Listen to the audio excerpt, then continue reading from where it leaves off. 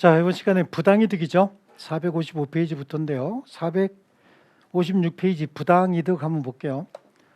이 부당이득은 법률상 원인 없이 타인의 재산이나 또는 타인의 노력으로 인해서 나한테 이득이 생기고 그만큼 상대방에게 손해가 발생했을 때 그걸 부당이득이라고 합니다. 아시겠죠?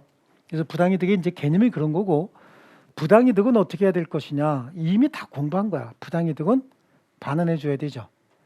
수익자가 상대방에게 반환해야 되는데, 선의의 수익자는 현존 이익만, 악의의 수익자는요 받은 이익에 이자 붙이고 손해 있으면 손해까지 다 배상해야 되잖아요.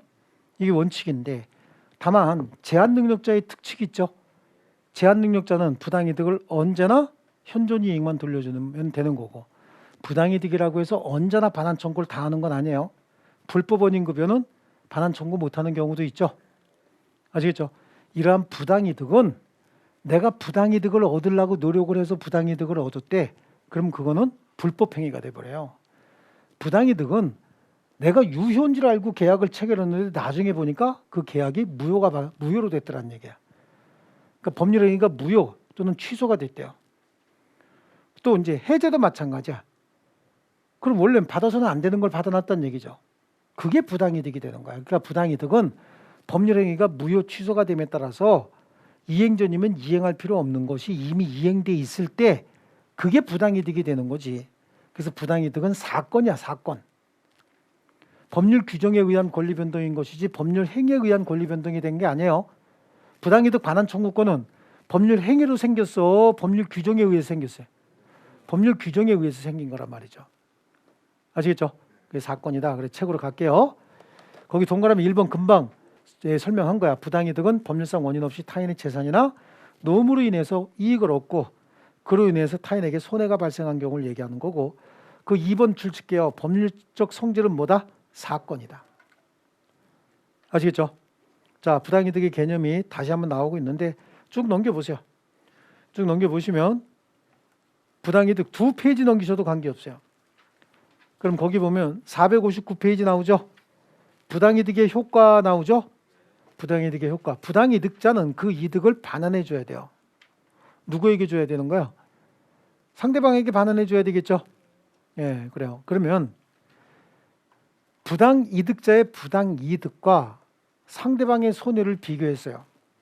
그래서 부당이득자의 이득이 상대방의 손해보다 크대. 이득자의 이득이 상대방의 손해보다 크다.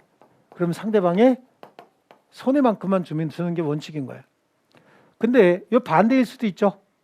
부당이득자의 이득이 상대방의 손해보다 작다. 그러면 어떻게 해요? 이득 범위 내에서만 반환하면 되는 겁니다. 이해되셨죠? 언제나 뭘 준다고? 작은 거 주면 되는 거예요. 예. 선의의 수익자는 받은 이익이 현존하는 한도 내에서, 악의의 수익자는 받은 이익에 이자를 붙이고 손해가 있으면 이것까지 배상을 한다. 자, 수익자가 이익을 받은 후 법률상 원인 없음을 안 때는 이익을 받은 후 받을 때까지는 선이었단 얘기예요. 근데 이익을 받고 난 다음에 악의로 바뀌었다. 그럼 선의 때까지 발생한 이득은 현존 이익만 주면 되지만, 알고 난 다음부터는 받은 이익에 그 다음부터 이제 이자도 붙이고 상대방에게 손해가 생기면 손해까지 배상해야 된다, 그런 얘기예요. 이득을 얻을 당시는 지금 3개월 전에 부당이득을 얻었는데 그때까지는 내가 몰랐어요. 부당이득이 있는지 없는지. 3개월 전에. 근데 오늘 알았어. 이게 부당이득이네. 그러면 3개월 전서부터 오늘까지는 현존 이익만 주면 되는 거죠. 그러니까 어저께 밤까지는. 그럼 오늘부터 생긴 이익에는 이자 붙이고 손해 있으면 손해까지 배상해 줘야 된다고. 그 최대 금액은 상대방의 손해까지죠. 손해 금액까지. 또 선의의 수익자가 소송에서 패소했대요. 그러면 그 소가 제기된 때로부터 악이죠. 악이라고 하는 건 항상 알았다가 아니라 아닐 수도 있겠는데? 라고 의심하면 그때부터 악이라고 했잖아요. 그죠? 그러니까 소가 제기되면 그때부터 의심했겠죠. 이거. 근데 부당이득은 소가 제기되면 이거 부당이득일 수도 있겠는데? 제기된 때로부터 알게 되는 거잖아요. 그래서 소가 제기된 때로부터 악의의 수익자로 보는 거고요.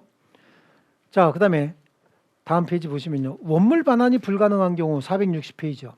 원래 부당이득을 돌려줄 때는 어떻게 해야 돼? 원물로 줘야 되죠. 근데 원물 반환이 불가능하면 뭘로 줘야 돼? 돈으로 줘야지. 가액으로 반환해야 되겠죠. 그죠?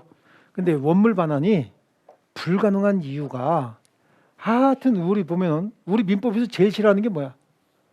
마우스. 쥐 스키들 제일 싫어합니다.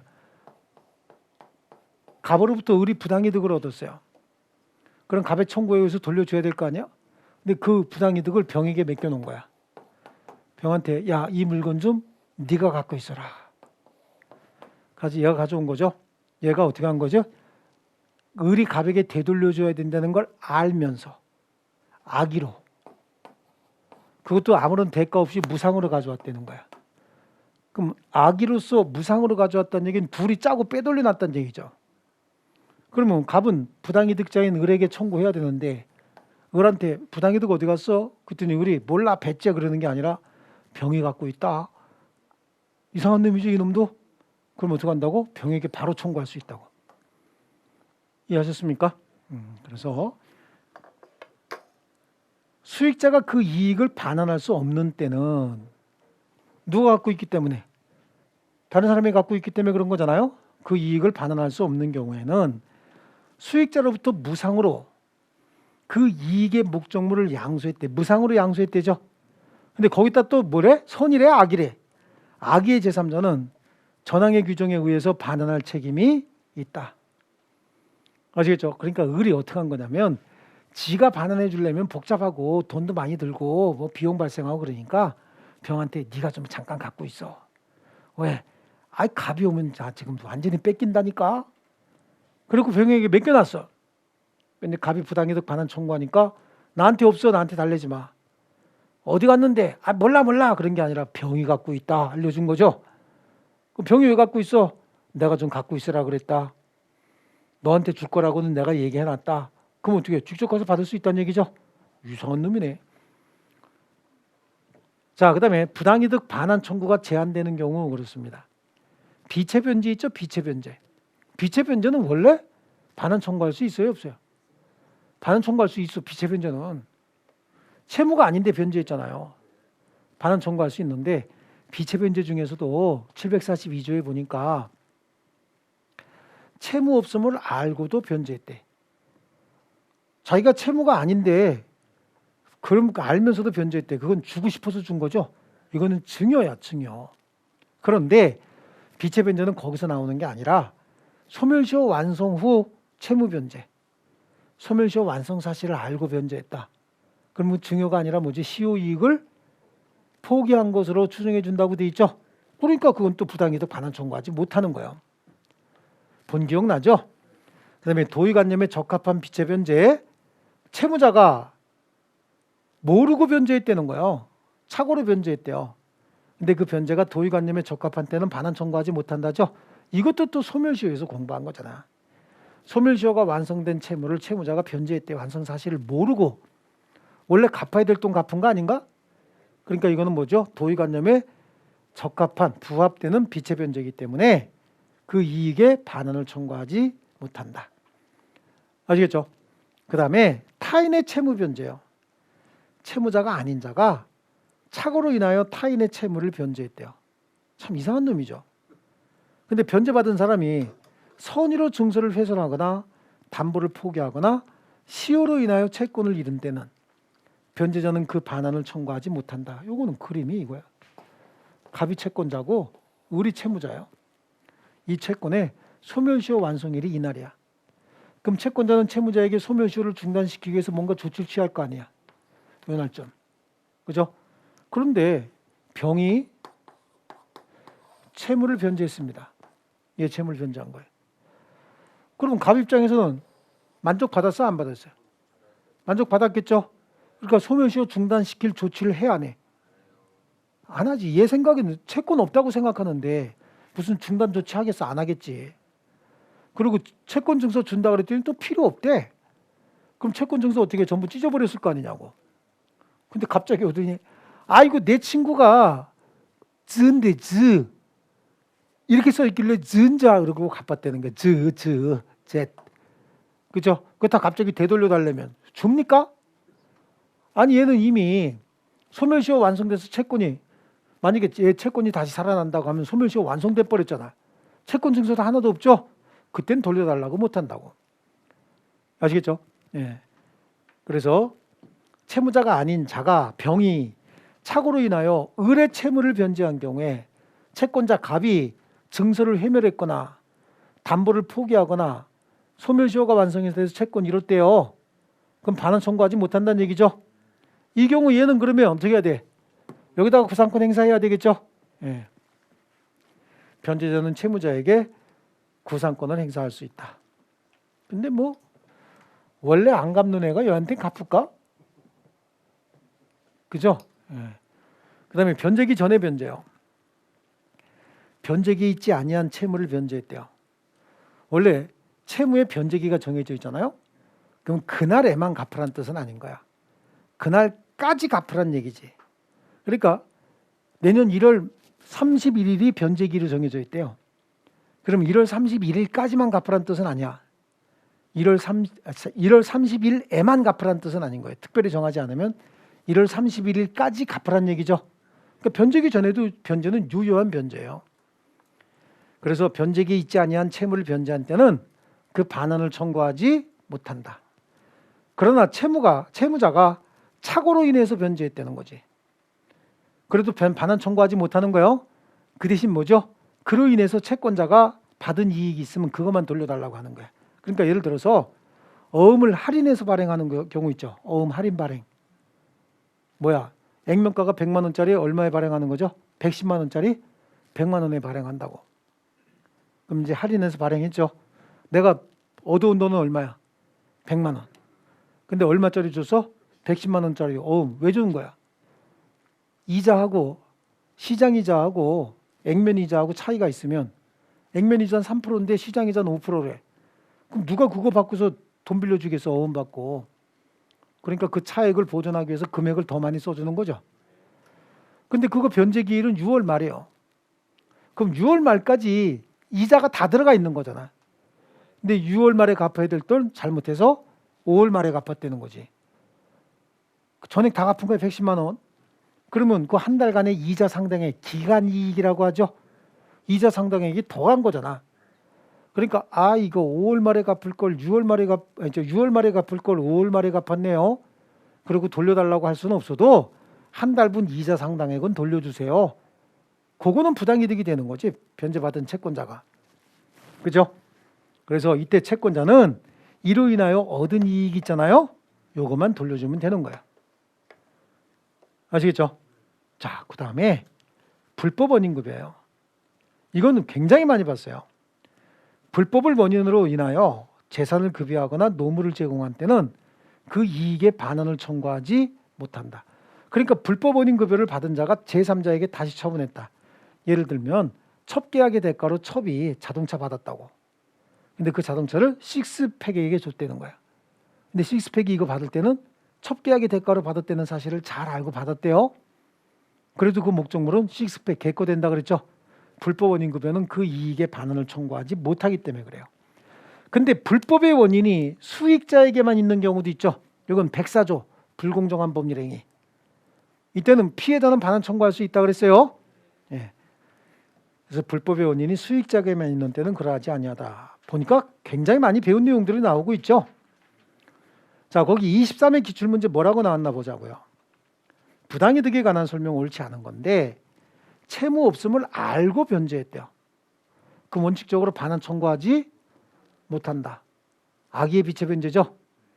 자, 그러면 부당이득에 있어서 수익자가 악이라는 점은 그래요. 수익자가 악이라는 점은 수익 받은 자가 저는 악이거든요. 그럼 걔는 정신병원 보내야 되죠. 수익자는 항상 입 다물고 있는 거잖아. 그러면서 뭐라는 거야? 몰랐다 그러고 있을 거 아니겠어요. 그럼 받을 사람이 야 너는 현존이익만 주는 게 아니라 받은 이익에 이자 붙이고 손해까지 다 배상해줘 라고 받을 놈이 요구해야지. 그렇지 않습니까? 수익자가 나는 악입니다 라고 얘기하지는 않을 거 아니야. 그러니까 이를 주장하는 즉 상대방이 증명 책임을 지는 거고, 계약의 급부가 자기뿐만 아니라 제3자 이익으로 됐대요. 그럼 급부를 한 계약의 당사자는 제3자에게 직접 부당이득의 반환을 청구할 수 있다라고 하는데, 아니 계약의 급부가 상대방뿐만 아니라 제3자 이익으로 됐대요.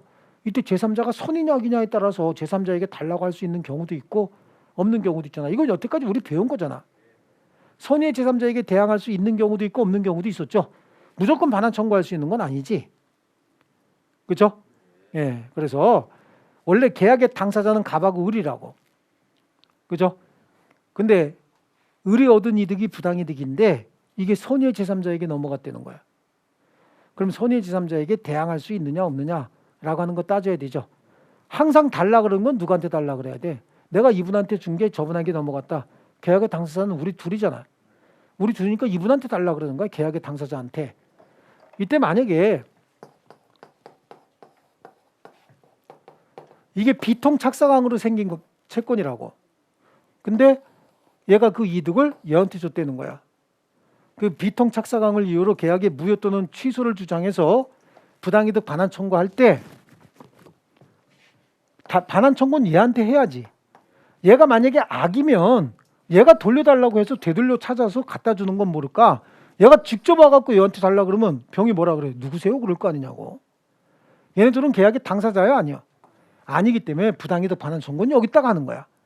얘가 만약에 악의인 경우에는 대항할 수 있다는 얘기는 되돌려 찾아올 수 있다는 얘기지 직접 달릴 수 있다 그런 건 아니거든요. 계약의 당사자가 아니요. 아시겠죠?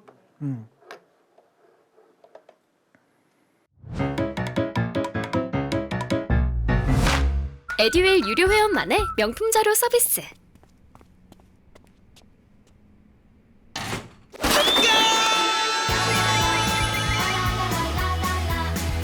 고퀄리티 명품 자료의 혜택. 오직 에듀윌 유료 회원에게만. 에듀윌. 자, 그다음에 채무 없는 자가 착오로 인하여 변제했다. 비체 변제죠. 도의관님의 적합한 때는 반환 청구하지 못한다. 타인의 토지를 점유함으로써 얻은 부당이득은 이행 청구를 받으면 어떻게 돼요? 그때 줘야 될 거 아닙니까? 지체 책임이 있죠. 그럼 여기 구체적으로 시험에 나온 적도 있어. 이행 청구를 받은 때부터 지체 책임이 있다는 얘기는 받은 날이란 얘기야? 그 다음 날부터란 얘기야? 그 다음 날이지. 예를 들어서 오늘 갚어 그러면 오늘 중으로 주면 될 거 아니야. 오늘 몇 시까지가? 오늘 24시까지가 기한이잖아. 오늘 며칠이야? 12월 23일인가요? 내일이 2부요? 그럼 오늘 3부네? 아니야? 자, 쪼다 같은 소리 했죠? 그럼 12월 23일은 몇 시까지가 유효냐고.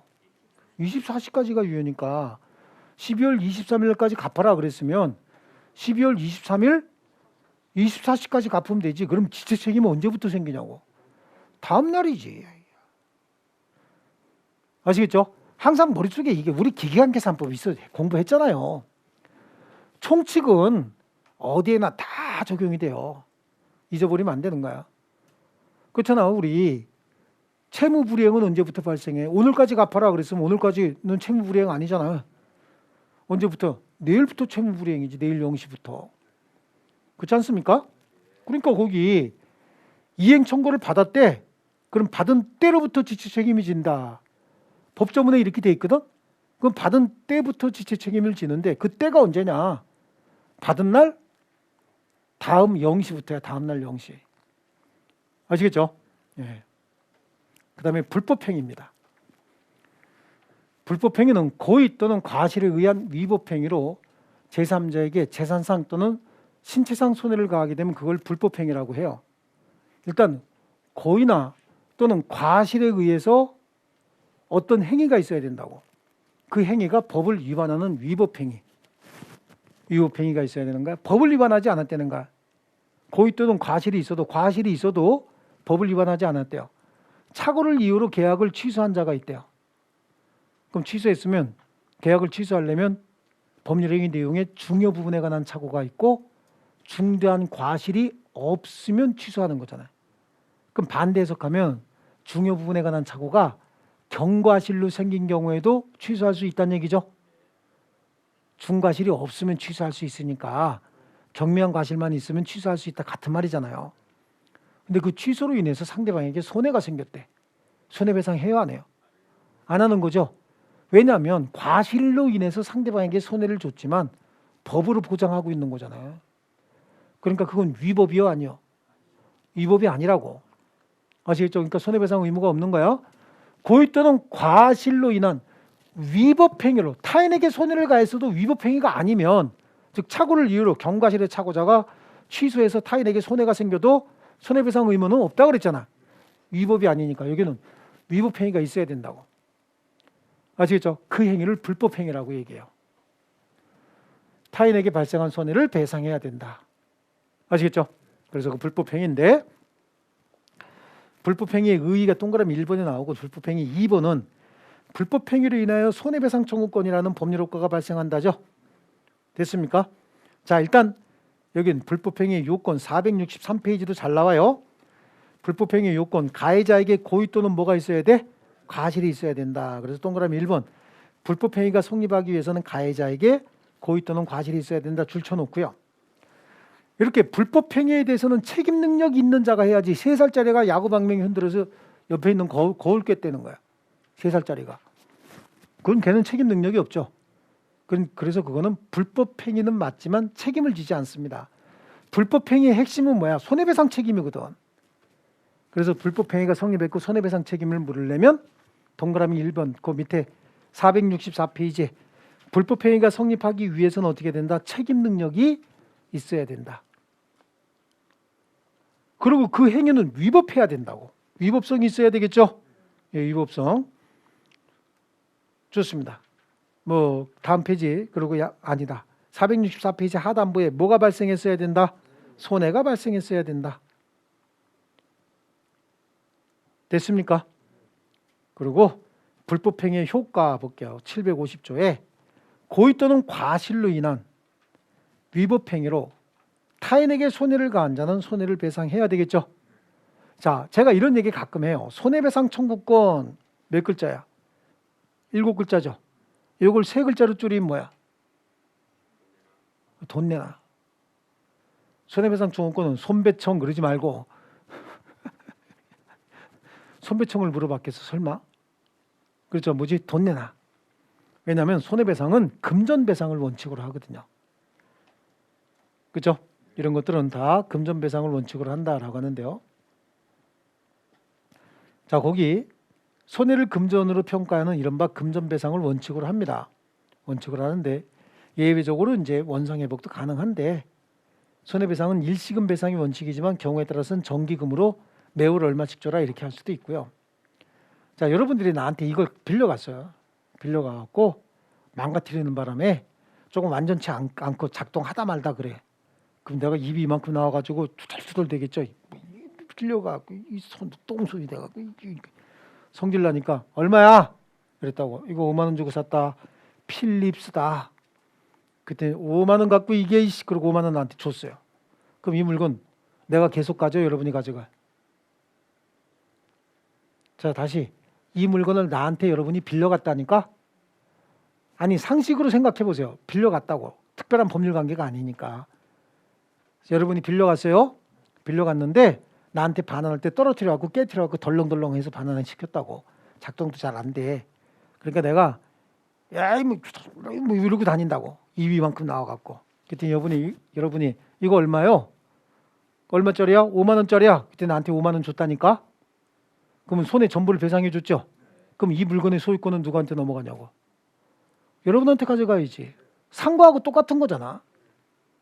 아시겠죠? 그걸 이렇게 말로 설명하면 또 소련 말보다 어렵게 지금 설명이 되는 거지. 이런 게.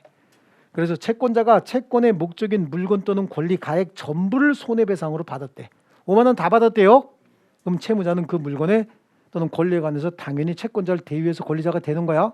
그럼 여러분 이거 가져가갖고 집으로 가져갈 거야? 바닥에 놓고 막 밟을 거야? 그렇지. 이까짓 게 뭐라고 주둥이 난 한 자씩이나 나와가지고 그러면서 바닥에 놓고 팡팡 밟아야 되죠. 예. 속 채우느냐고. 아시겠죠? 자, 그 다음에 명예훼손과 금전배상의 원칙인데 타인의 명예를 훼손한 자에 대하여 법원은 피해자 청구에 의해서 손해배상에 가름하거나 손해배상과 함께 명예회복에 적당한 처분을 명할 수 있다. 그래서 전에는요, 명예회복에 적당한 처분에 TV에 사제 광고 내도록 했었다고. 그래서 TV에 사제 광고 같은 게 요즘에는 안 나오잖아요. 전에는 이렇게 까만 화면에 무슨 방송사는 뭐 워드치는 타닥타닥타닥 소리 하면서 따다다닥 막 치는 소리 하면서 무슨 일로 인해서 누구에게 명예를 훼손했고 이에 대해서는 다시는 심심한 사의를 표하고 이에 대해서는 다시는 재발하지 않도록 우리 임직원 일동은 최선을 다하겠습니다. 이런 문자 막 쭉 뜨고 그랬다고. 이게 사제 광고였거든요. 근데 헌법재판소에서 명예회복에 적당한 처분에 사제 광고를 포함시키는 것은 헌법 위반이래요. 과잉 금지의 원칙에 따라서 사제 광고를 시키는 건 너무 과하다는 거야. 근데 난 이런 판결 볼 때마다 이놈은 법원이나 헌법재판소가 우리 서민을 위해서 존재하는 건지 가진 자를 적극적으로 엄호하고 있는지를 궁금한데 우리가 뭐 잘못해서 광고 낼 일이 있어요? 우린 잘못하면 어떻게 해? 눈 찌르고 입 찢고 이걸로 끝나죠? 삐져갖고 전화 안 하고 끝나는 거야. 사제 광고 할 정도 같으면 힘 있는 놈, 많이 가진 놈들이 저질렀기 때문에 문제가 생기는 거 아니요? 근데 그걸 하지 말라는 게 이게 무슨 정의요 이게. 그러니까 우리가 왜 돈 벌어야 되는 거야 도대체. 돈 있으면 그냥 정의가 된다니까. 힘 있으면 그냥 정의가 되는 거야. 그 힘이 어떤 힘이 됐든 간에. 참 한심한 나라인 것 같은 느낌이 들어요 자꾸만. 네. 자, 그 다음에 다음 페이지 볼게요. 타인의 신체, 자유, 명예를 해하거나 기타 정신상 고통을 가한 자는 이거는 뭐야? 신체나 자유 또는 명예, 정신상 고통이잖아요. 그럼 재산상 피해는 없는 거죠 지금? 이때도 손해배상 책임이 있어요. 이걸 위자료라고 한다고. 위자료. 아시겠죠? 법원은 전항의 손해배상을 정기금 채무로 지급할 것을 명할 수 있고 그 이행을 확보하기 위해서 담보를 제공하게 할 수도 있다. 아시겠죠? 이런 걸 다 위자료라고 해요. 생명 침해도 마찬가지야. 타인의 생명을 해한 자는 그 직계, 존속, 직계, 비속, 배우자에 대하여 재산상 손해가 없는 경우에도 생명 침해했잖아요. 손해배상 책임이 있다. 즉 재산상 손해가 없을 때도 손해배상하는 걸 그걸 다 위자료라고 한다고. 위자료 청구다. 아시겠죠? 자, 좋습니다. 위자료 청구할 수 있는 거고 이제 밑에 그 문제는 이제 공동불법행위도 좀 해야 되니까 다음 페이지 보시면 손해배상 청구 있죠? 그 문제는 나중에 공동불법행위까지 하고 풀어본다는 얘기예요. 자, 손해배상 청구권자 그래요. 여러분, 손해배상 청구권자는 자연인, 법인 다 가능한데 제가 이런 얘기했어. 국가나 지방자치단체도 손해배상 청구의 당사자가 될 수 있나요? 그렇지. 손해배상 청구권자가 될 수도 있고 손해배상 청구의 상대방이 될 수도 있다고. 민법상 민법의 권리 의무 관계를 따질 때 국가나 지방자치단체는 우리 자연인과 똑같이 보는 거야. 아시겠죠? 국가가 우리한테 손해배상 청구할 수 있어요? 없어요? 민사상. 있어요. 우린 국가에다가 민사상 손해배상 청구할 수 있습니까? 다 할 수 있는 거야. 국가가 자연인보다 우월한 지위를 갖는 영역은 행정법 영역, 공법 영역이라고. 아시겠죠?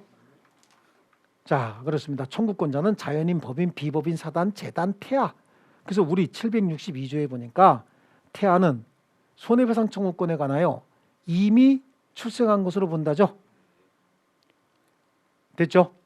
그다음에 손해배상 청구권 양도 상속할 수 있어요. 하지만 고의의 불법 행위로 인한 손해배상 청구권은 수동채권을 하여 상계할 수 없다. 자, 이게 뭐냐면 요거는 시험에 나오면 요 사례 가지고 그대로 참 잘 나와요. 이게 옛날에 사법시험에 나왔던 사례인데 이게 이제 여러 가지 시험에 많이 좀 나오는 편입니다. 자, 갑이 을한테 3천만 원을 빌려줬어요. 그래서 돈을 달라고 채권을 청구하니까 얘가 변인제 했으면 별 문제 안 되는데 변제를 안 한 거야. 아, 지금 돈이 없어요. 나중에 갚아드릴게요. 언제 갚을 건데?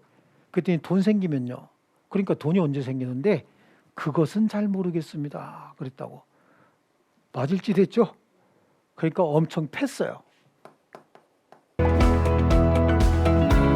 직장 다니면서 시험 합격하기가 쉽지 않아요. 혼자 공부하면 물어볼 데도 없고 에듀윌 유료 회원은 평일 야간에도 심지어 주말에도 밀착 관리를 해주니까 의지가 많이 됐어요. 에듀윌은 합격의 지름길입니다.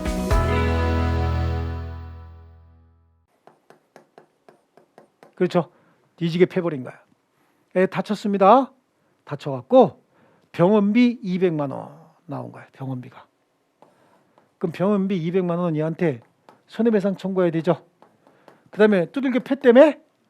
그래서 병원비 200만 원하고 위자료 100만 원. 그래서 손해배상 청구권이 생겼다고. 자, 빌려준 돈 이 채권은 갑이 을에게 받을 수 있는 채권이죠. 손해배상 청구권 이건 갑이 을에게 줘야 되는 거잖아. 손해배상 청구권 이건 갑이 을에, 갑을 중심으로 보라니까 갑이 을에게 줘야 되는 거죠. 채권은 채권인데 이거는 갑이 을에게 받을 채권. 채권은 채권인데 갑이 을에게 줘야 될 채권이잖아. 아시겠죠? 그럼 이건 원래는 채무라고 불러야 되지. 채무라고 불러야 되죠. 이거는 채권이라고 부르잖아요. 근데 이걸 채권이라고 하는 용어로 한번 통일시켜 볼게요. 아시겠어요? 그러면 이 채권은 자기가 받을 수 있는 채권이니까 뭐야? 자동채권. 얘는 채무지만 줘야 되는 채권이죠. 상대방의 청구에 의하면 상대방이 청구하면 줘야 되는 거야. 그러니까 능동이 아니라 이걸 뭐라고 불러? 수동채권이다. 이렇게 부른다고. 아시겠죠? 그럼 갑 입장에서만 보는 거야. 갑은 을에게 수동채권도 있고 자동채권도 있죠. 수동채권은 왜 생긴 거야? 불법행위로 인한 패에서 생긴 거지. 불법행위로 인한 손해배상 채권이잖아. 수동채권이 왜 생겼다고? 불법행위로 생겼죠. 그 불법행위로 인한 손해배상 채권, 수동채권으로 상계할 수 없다. 불법행위로 인한 손해배상 채권을 수동채권이라고 부르는 사람 누구죠? 갑이지. 불법행위로 인한 손해배상 채권을 자동채권이라고 부르는 사람 누구야? 을이지. 다 갑이냐 그냥. 불법행위로 인한 손해배상 채권은 이거잖아. 이걸 수동채권이라고 부르는 사람이 누구냐고. 갑이고 자동채권이라고 부르는 사람은 을이지. 을.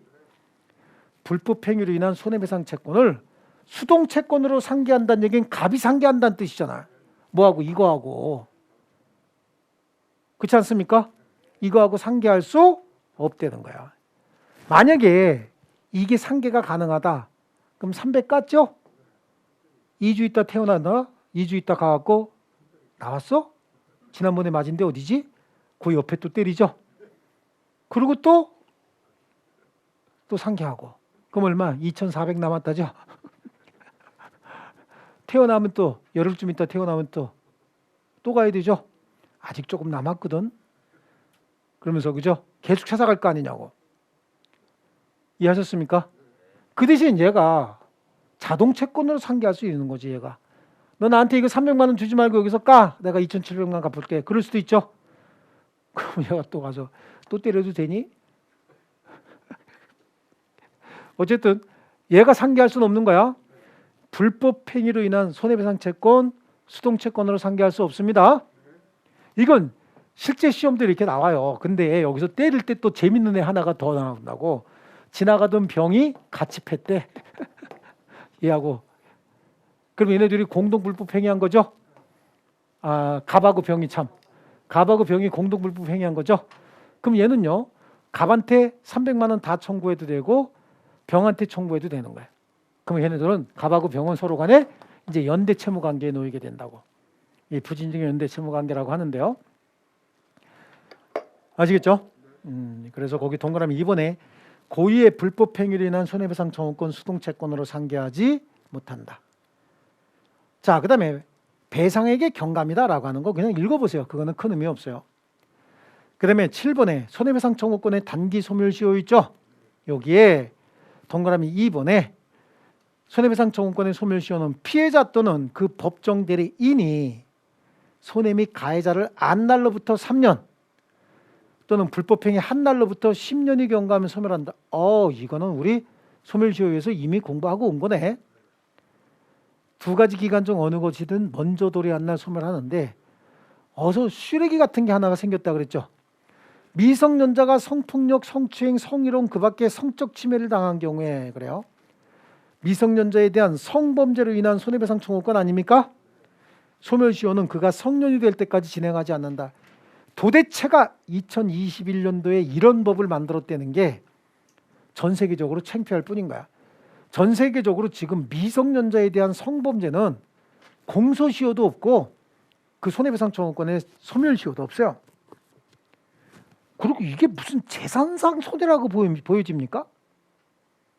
원래 소멸시효는 재산상 권리에 대해서만 소멸시효가 적용이 돼야 되는데 미성년자에 대한 성범죄가 재산상 손해요? 그렇습니까? 난 이거 소멸시효 정했다는 것 자체가 그러니까 저기 있는 애들은 쓰레기에다 양해치에다가 다 그래. 그렇지 않습니까? 이게 진짜 근데 이거 시험에 아마 나올 거예요. 여러분 시험에 나올 겁니다. 그 다음에 다음 페이지에 중요한 판례가 하나가 나와요. 불법 행위로 인한 손해배상 채무에 거기 두 번째 판례 있죠. 불법 행위로 인한 손해배상 채무의 지연 손해금의 기산일은 손해배상 청구권의 기산일이요. 불법 행위 성립일부터 기산한다는 얘기야. 지금 아까 얘기했잖아. 채무 불이행으로 인해서 손해배상 기산일은 이행 청구 받은 때 그날 그때라고 하더라도 항상 기산일은 그날 12시까지였잖아. 그러니까 다음 날부터 기산해야 되죠. 근데 딱 하나 예외가 불법 행위로 인한 손해배상 청구권은 불법 행위 한 날부터 기산되는 거야. 다음 날 0시가 아니에요. 그날로부터 기산하는 거야. 불법 행위 성립일이 손해배상 청구권의 기산일이 되는 거예요. 아시겠죠? 예. 그다음에 특수불법 행위입니다. 미성년자가 타인에게 손해를 가한 경우에 그 행위의 책임을 변식할 지능이 없다는 거지. 모든 미성년자가 해당되는 게 아니에요. 나이가 많이 어린 애들 있잖아요. 7살, 8살 정도밖에 안 되는 애들, 3살, 4살밖에 안 되는 애들 있죠. 아니면 뭐 초등학교 1, 2학년 이 정도 되는 애들 있잖아요. 잘 모르죠. 이런 애들은 책임을 변식할 지능이 없다고 봐서 배상 책임이 없습니다. 그 다음에 심신상실 중에 타인에게 손해를 가한 자도 배상 책임이 없어요. 그러나 고의 또는 과실로 인하여 심신상실을 초래한 때는 그러하지 아니하다라고 하는데 이게 민법이 심신상실이라고 하는 게 술에 만취한 사람 있죠. 이것도 심신미약 심신상실이라고 보거든. 근데 민법에는 자기가 스스로 술 많이 드신 경우에는 면책되지 않는다고 돼 있죠.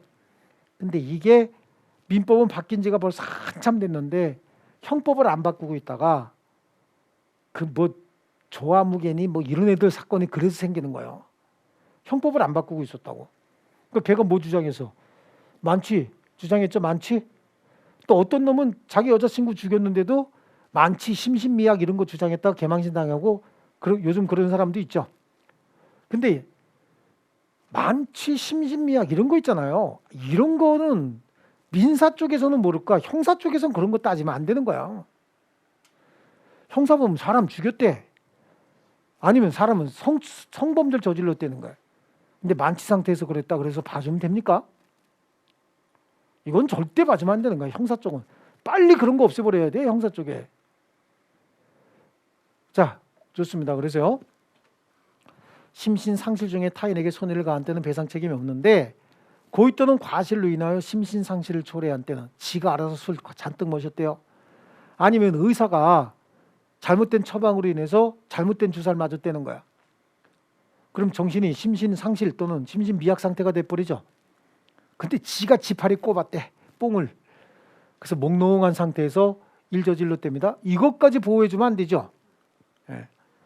자, 그 다음에 감독자 책임인데 753조, 754조에 대한 감독자 책임이거든요. 다른 자에게 손해를 가한 사람이 753조, 754조에 따라서 책임이 없는 경우에 그를 감독할 법정 의무 있는 자가 그 손해를 배상할 책임이 있다. 다만 감독 의무를 게을리하지 아니한 경우에는 그러하지 아니하다. 만약에 감독 의무자는 이제 미성년자에 대한 부모 얘기하는 거예요. 부모. 감독 의무자에 가름하여 754조 또는 753조에 따라 책임 없는 사람을 감독하는 사람. 그러니까 누구냐면 초등학교 1학년짜리 엄마가 선생님 말씀 잘 들어. 그리고 학교에 보냈단 말이죠. 그럼 그 다음부터는 누가 현장에서 감독하고 있는 담임 선생님이 책임져야 된다는 얘기예요. 그래서 책임이 없는 사람을 감독하는 자도 1항의 책임이 있다. 그러니까 초등학교 1학년짜리가 학교에 가서 친구하고 놀다가 유리창을 깨뜨렸다는 거야. 그럼 그 유리창 누가 물어줘야 돼? 유리창 값. 엄마가 물어주는 거 아니에요? 그렇죠. 엄마는 학교에 가서 애 정신적 고통에 대한 손해배상 청구를 해야지. 교장한테. 선생님한테 청구해야 되죠. 근데 어떻게 해? 엄마 오라 그러면 엄마가 또 무슨 죽을 죄 진 거 마냥 유리 갈아 끼워주고 청소 다 해주고 그러죠. 애를 입원시켜야지. 그리고 선생님하고 교장 불러다 어떻게 해야 돼? 손해배상 청구해야 되죠. 입원비 상당액을. 그러던 엄마 대한민국에 없을 거야 아마. 좋습니다. 사용자 책임이요. 사용자는 이제 사장님이나 회사 얘기하는 거예요. 타인을 사용해서 어느 사무에 종사하게 한 자는 그 피용자가 근로자가 사무집행을 하다가 개인적인 일 말고 사무집행을 하다가 제3자에게 가한 손해를 배상할 책임이 있어요. 그러니까 업무와 관련된 직무 관련성이 있는 거 얘기하는 거예요. 그러나 사용자가 피용자 선임 및 사무감독에 상당한 주의를 한 때 또는 상당한 주의를 해도 손해가 있을 때는 배상 책임을 적용하지 않는다. 그러니까 이건 이제 우리 법인의 대표 기관의 불법 행위에 대해서 법인이 책임지죠. 법정 무과실 책임이잖아요. 그죠? 법인의 불법 행위 책임이 성립할 때는 사용자 책임은 성립하지 않는다 그랬잖아요. 그게 왜 그러냐면 사용자 책임은 선임 감독상의 주의를 다했으면 책임 안 진다면서요. 근데 우리 법인의 35조 1항의 법인의 불법 행위 책임은 법인이 대표자 관리 감독에 주의를 다했어도 무조건 책임지는 법정 무과실 책임이었죠. 그러니까 사용자 책임 적용되지 않는 거예요. 아시겠죠? 예. 자, 그다음에 사용자에 가름하여 사무를 감독하는 자. 그러니까 사용자가 법인이라고 한다면 대표이사나 이사들이잖아. 이런 사람들도 같이 책임을 진다는 얘기예요. 전 2항의 경우 사용자 또는 감독자는 피용자에게 행위를 한 자에게 구상권을 행사할 수 있어요. 그 대신 피용자가 사무를 처리하다가 직무를 처리하다가 제3자에게 손해를 가했대요. 그럼 회사나 사장님이 손해배상해 줘야 될 거 아니야. 그렇죠? 행위자도 손해배상 채무는 있는 거지.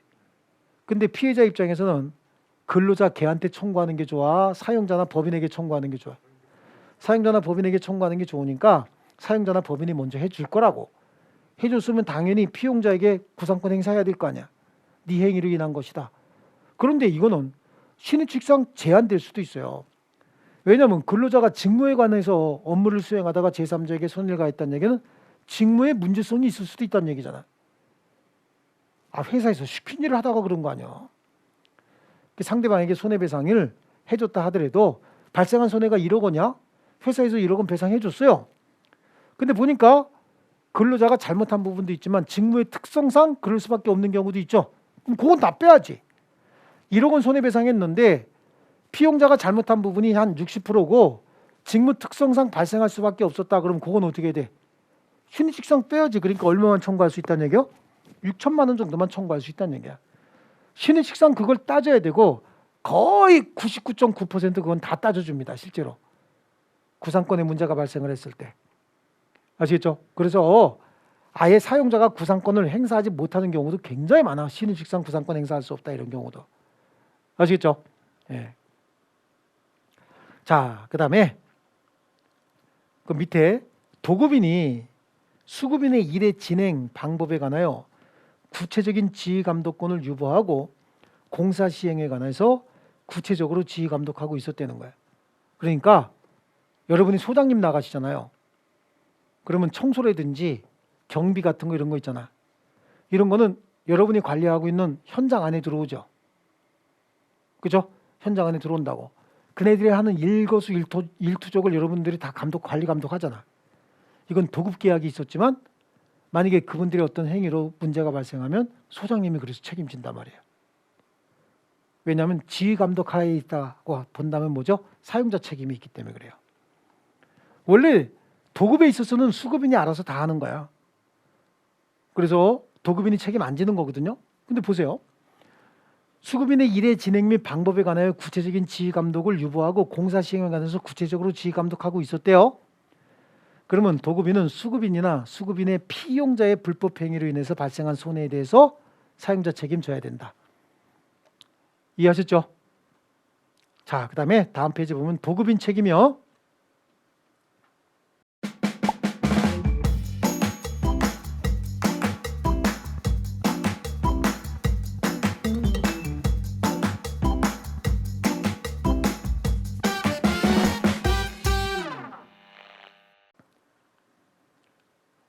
자, 도급인 책임을 도급인은 수급인이 그 일에 관하여 제3자에게 가한 손해에 대해서 배상 책임이 없다지 없다 동그라미 쳐야 된다고. 왜냐하면 도급 업무는 수급인이 알아서 그 책임지고 다 처리하는 겁니다. 그런데 도급 또는 지시에 중대한 과실이 있을 때는 그럼 뭐 잘못 지시했다는 얘기잖아. 도급 계약 잘못했다 그 얘기죠. 그럼 어떻게 책임져야 된다는 얘기지. 아시겠죠? 또 자기 지휘 감독하에 놓고 수급인의 일거수일투족을 다 지시했대. 그럼 그거에 대해서도 책임지는 거예요. 그 다음에 공작물의 점유자 및 소유자의 책임인데 공작물의 설치 또는 보존의 하자로 인하여 타인에게 손해를 가했대요. 그러니까 공작물의 설치 보존의 하자로 인해서 타인에게 손해를 가했대요. 그럼 현재 공작물을 점유하고 있는 자가 그 손해를 배상할 책임이 있는 거예요. 점유하고 있는 자가 설치 보존의 의무자거든요. 그런데 점유자가 손해 방지에 필요한 주의를 해태하지 아니한 때는 소유자가 배상할 책임이 있다. 이것도 여러분 소장님 나가시면 시험과 관련 없어도 무지하게 중요한 게 예를 들어서 그 여러분이 소장님 나가시면 옥상에 보면 이렇게 팬 돌아가는 거 있죠. 벤틸레이터가 돌아간다고. 돌아가는 게 몇 년 전이야. 바람 엄청나게 불어가지고 그게 떨어져갖고 밑에 주차되어 있는 차를 몇 대를 망가뜨린 경우가 있다고. 그 공작물이잖아. 그 공작물은 입주자 공동 소유죠. 근데 점유해서 관리하고 있는 자가 누구야? 소장님이란 말이야. 그러니까 공작물 설치 보존의 하자로 인해서 자동차 깨뜨렸죠? 그럼 누가 책임져야 돼? 소장님이 책임져야 된다니까. 그런데 점유자가 손해 방지에 필요한 주의를 해태하지 아니한 때는 누가 책임져요? 소유자가 책임진다고. 그러니까 그런 사고가 생기면 그때도 전화 와서 어떤 분이요. 이런 일이 생겼습니다. 그래서 제가 빨리 가갖고 점검부에 도장 다 찍어라 사인 다 하고. 그래서 바람 분다고 예보된 날 일주일 전서부터 한 번도 체크 안 해놓은 거 싹 다 체크 다 했다고. 시설 소장님하고 시설 관리자하고. 그 나중에 그러면 어떻게 문제가 생겨도 아니 거기 보세요. 손해 방지에 충분한 주의를 했죠. 필요한 주의를 충분히 했잖아. 아니 소장님하고 그 관리 감독자가 점검하고 흔들리지 않게 잘 해놨으면 다 한 거지. 근데 태풍 때문에 그런 거 아니냐고. 그렇죠? 이때는 손해배상 책임이 없어요. 그러니까 누가 책임져야 돼? 소유자가. 그러니까 그때는 건물에 대한 책임보험 있죠? 이거 가지고 해결했던 거라고. 이때도 이거 그 소장님하고 입주자 대표회의 회장님하고 소장님하고 소송까지 벌어졌어요. 나중엔 근거 자료가 뭐야? 점검표 있죠? 그럼 소장들이 할 수 있는 건 점검표 확인하는 것밖에 더 있냐고.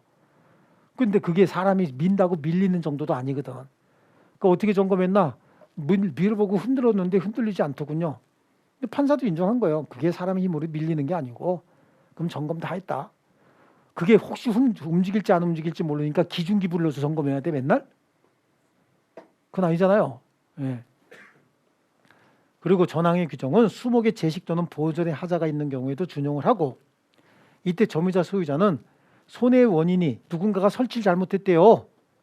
이런 경우에는 구상권 행사할 수도 있다.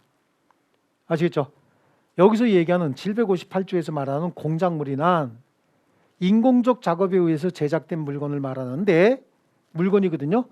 전기 자체는 여기서 말하는 공작물이 아니다. 전기는 물건이야 아니야? 전기 물건이죠.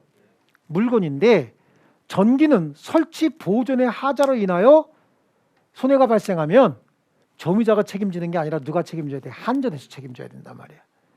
책임을 물을 때 여기서 공작물 설치 보존의 하자 할 때 책임을 점유자가 책임진다 할 때 그 공작물에 뭐는 빼겠다는 거야.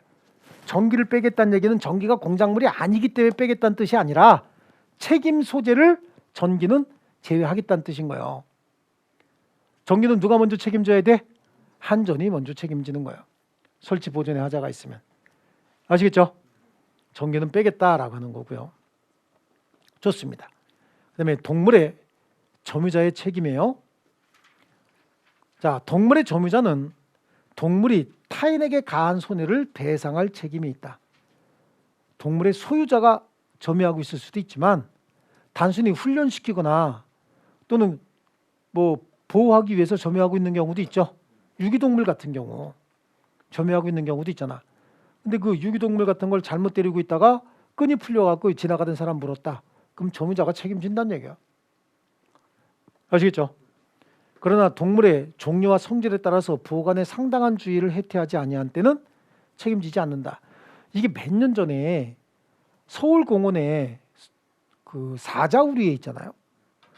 약주 한 잔 드신 분이 들어가셨어. 사자우리를. 근데 사자우리 이렇게 보면은 이렇게 놨어. 사자들 못 넘어오게. 근데 이쪽에서 넘어갈 수 있잖아요. 그죠? 넘어가면 안쪽에서 못 넘어와 이게. 그래서 이 보면은 군부대라든지 보안시설 철조망은 다 이렇게 돼 있어요. 안쪽에서 못 나가게. 아니면 이렇게 뭐 훔쳐서도 안쪽에서 못 나가게, 뭐 못 들어오게 다 해놨어 그렇게. 이분 들어가셨다고. 들어가셨는데 이렇게 한여름에 보면 사자가 쭉 늘어져 갖고 그래서 엄청 느릿느릿 다니지만 침입자가 있으면요 엄청 빨라요. 한 잔 드시고 들어갔다가 사자하고 한번 맞짱 뜨겠다고 들어가셨는데 맞짱이 돼 그게? 그죠? 그때 누가 책임져야 돼? 그 사자 관리자가 책임을 진다니까? 근데 사자 관리자는 그 보호에 충분한 주의 의무 다 해놨죠? 문을 열어놨으면 모를까 담장 넘어가는 것까지 어떻게 책임지냐? 그래도 우리는 꼭 항상 책임져야 될 놈이 필요하고 마침 책임져야 될 놈이 힘도 하나도 없는 저 밑에 하급 관리자죠? 그럼 너는 잘 걸렸다. 야. 그냥 죽여버리겠다. 소장님들 조심하셔야 된다고. 책임은 다 넘어와요. 아시겠죠? 그러나 동물의 종류와 성질에 따라서 보관에 상당한 주의를 해태하지 아니한 때는 그러하지 아니하고 점유자에 가름하여 동물을 보관하고 있던 자도 똑같은 책임을 진다. 아시겠죠?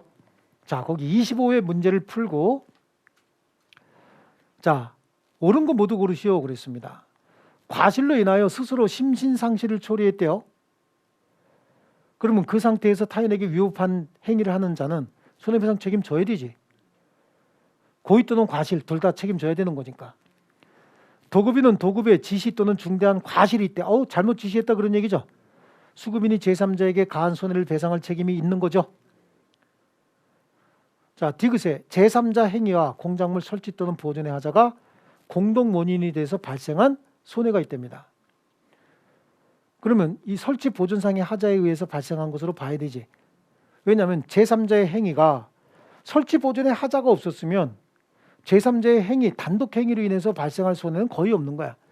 설치 보존의 하자가 있으니까 제3자의 행위가 가해져서 손해가 커졌다는 얘기입니다. 그럼 이거는 무조건 뭐가 되는 거지? 설치 보존의 하자가 있다고 봐야지. 책임을 질 때 제3자의 행위에 대한 책임이 몇 프로냐? 설치 보존의 하자가 몇 프로냐라고 해서 책임 비율을 나누는 건 모르겠으나 설치 보존의 하자가 없다고 볼 수는 없지. 그렇지 않습니까? 아니 제3자의 행위와 설치 보존의 하자는 없는데 제3자의 행위로 인해서 손해가 생겼다. 그럼 설치 보존의 하자 책임은 없는 거잖아. 근데 설치 보존의 하자가 있었고 제3자의 행위가 가해져서 손해가 생겼대. 그래서 1억 원의 손해가 생겼다는 거지. 그럼 설치 보존의 하자는 70%의 하자가 있고 제3자의 행위가 30% 될 수도 있고 책임 비율이 설치 보존의 하자가 30%가 되고 제3자의 행위가 70%가 된다고 볼 수는 있잖아요. 어쨌든 설치 보존의 하자를 면할 수는 없는 거죠. 하자가 있다고 했으니까. 근데 거기는 뭐라고 그랬어요? 설치 보존의 하자에 의해서 발생한 것이라고 볼 수는 없다가 아니야. 공동 책임져야 되는 거예요. 아시겠죠? 예. 그래서 책임 비율을 얼마로 나눌 것이냐 이거는 모르겠으나 설치 보존의 하자가 없다라고 얘기할 수는 없는 거예요. 아시겠죠? 자, 공동 불법행위 760조입니다. 수인이 공동의 불법행위로 타인에게 손해를 가한 때는 연대에서 손해배상 책임이 있다. 같이 책임진다는 얘기야. 공동이 아닌 수인의 행위 중 어느 자의 행위가 손해를 가한 것인지 알 수 없을 때도 연대에서 책임을 지는 거야. 그리고 교사자나 방조자, 시킨 놈이나 망봐준 자 있죠? 얘들도 같이 책임진다는 얘기야. 아시겠죠? 그 보니까 아까 얘가 여길 두들겨 패는데 옆에서 망봐줬대. 그럼 얘 같이 책임진다는 얘기죠? 공동으로 불법행위 책임진다. 얘는 직접 때려서 70%의 원인을 제공했고 얘는 살짝 망만 봐주고 슬그머니 한번 밟았대. 그럼 30%의 책임을 진다. 이건 지네 내부적인 문제고 이때 을은 얘한테 전액 다 청구할 수 있다고. 누구한테든지. 두 놈 다에게 청구할 수도 있어. 300만 원이라고 그랬죠? 얘한테도 300 청구할 수 있고 여기도 300 청구할 수도 있고. 여기서 만약에 갑이 300만 원 다 줬죠? 그러면 30% 해당하는 90만 원은 얘한테 구상권 행사하면 되는 거야. 아시겠죠? 나머지 밑에 있는 공동 불법 행위자의 부진적 연대 채무 관계 있죠? 이건 나중에 문제풀이하면서 문제 갖고 해결해야 돼요. 아시겠죠? 그래서 정규적인 진도는 여기까지로 하고요. 우리 그 심화 과정을 할 때는 조금 더 구체적으로 더 들어가야 될 거 사례 같은 거 이런 것들은 좀 더 구체적으로 볼 거예요.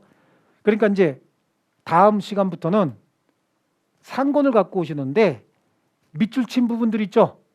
그 부분만 암기 같은 거 하지 말고 가볍게 읽어 갖고 오세요. 아시겠죠? 가볍게 읽어 갖고 오셔야 돼. 그래야 여러분 듣는 게 훨씬 더 나아질 거야 아마. 이해하셨죠? 줄친 부분 가볍게 읽어 갖고 오세요. 수고하셨습니다.